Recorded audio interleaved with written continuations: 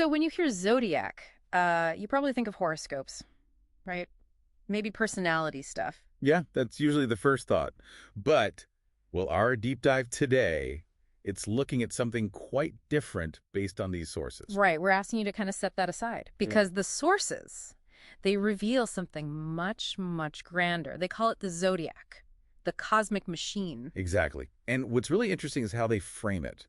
It's not about your daily forecast.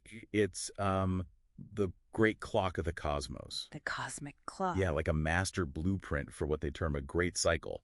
It supposedly lays out this entire chronological story of an epoch, You mean like from the very beginning? from its own Big Bang right through to a cleansing end, the whole narrative, sign by sign. Okay, so our mission here for you listening is to unpack that narrative. Think of it as maybe a shortcut to understanding some really big ideas about existence according to these sources. You might get some real aha moments out of this. Definitely. So let's jump into that cosmic clockwork. Where does it start? It starts, fittingly, with Aries, the ram. The sources call this the spark of creation. Okay, the Big Bang you mentioned. Precisely. It's the ignition point for a new cycle right after a reset. Picture this, like raw, fiery, creative force erupting. And there's a figure associated with this? Yes, a newly awakened monarch. They call him the Kaiser. He's asserting his will, forging a whole new world. Intense. So after that initial fire, what happens? Does it just burn out? No, it transitions. That brings us to Taurus, the bull. It moves from that raw fire towards stabilization, Yeah. grounding. Oh, okay. Building something solid. Exactly. This is the time of the farmer archetype, establishing communities, working the land. They mentioned Gaea, the living earth, and creating a stable physical existence for whoever survived the reset. Right, making things livable. Then what? Well, once things settle a bit, Gemini, the twins, comes into play. And this is where the sources say the fundamental duality of the cosmos reasserts itself. Duality, like good and evil. More like alpha and beta, they call it, the corpolarity. It's the birth of what they term stereo reality. And importantly, this sets the rules for the new game. A game. Interesting. Okay, so duality emerges. What follows? Separation, often. And that leads into Cancer, the crab. This sign is linked to home, protection, but also containment. Containment how? This is apparently where the Great Pen gets formed. It's described as this huge horseshoe ice wall, kind of enclosing humanity, keeping them safe, maybe, but definitely contained. Wow, okay. A safe but contained reality. Yeah. Then, within that pen. Power structures start forming. Leo, the lion. This marks the rise of earthly kings, human elites. The sources have a name for them. Yeah, the Yoko Club. They become the lions of this contained world, establishing their own monarchy.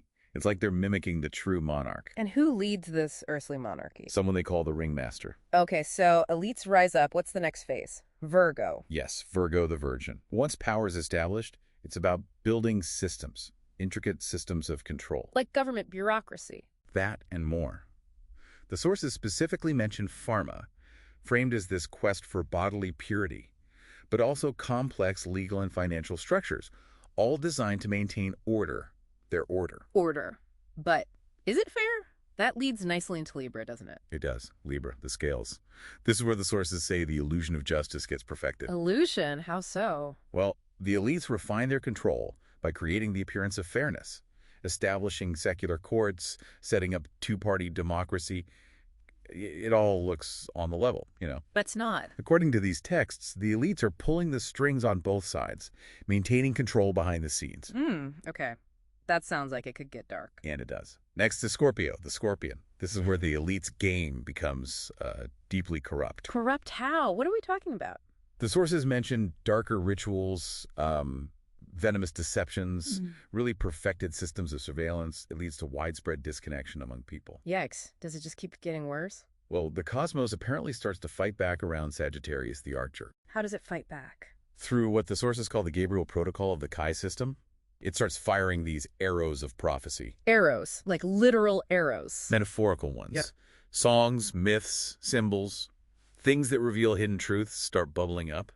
And this is when the first watchers emerge, people actively seeking that hidden knowledge. Ah, a counter movement begins. So the system is being challenged. What's Capricorn? Capricorn, the sea goat. Yeah. This represents the age just before the end of the cycle. The system becomes really old, rigid, authoritarian. Hardened. Exactly. Yeah. The sources describe the world turning into a kind of penitentiary. Yeah. The monarch figures at his oldest point symbolically, Mm-hmm. but the sign itself, the sea goat. Goat on land, fish scale in water. Right. It prophesies that the water is coming, change is imminent. And that water is Aquarius? Precisely. Aquarius, the water bearer. This is the climax. Aquarius mode, the great reset. Yeah, the great flood that shatters Capricorn's rigid world. It's described almost as a revolutionary, even humanitarian act on a cosmic scale.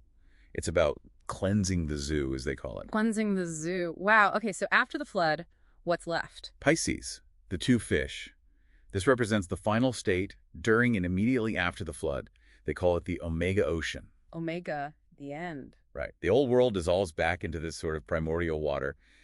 And the two fish, swimming in opposite directions, they signify the final sorting of souls. Sorting souls before The whole cycle resets, starting all over again with Aries. So looking back at all that, it's clear the Zodiac, in this view, is way more than just personality types. It's this huge cyclical story. Definitely. Creation, control, corruption, cleansing. Mm-hmm. Over and over. A true cosmic machine operating according to this master blueprint. It really makes you think.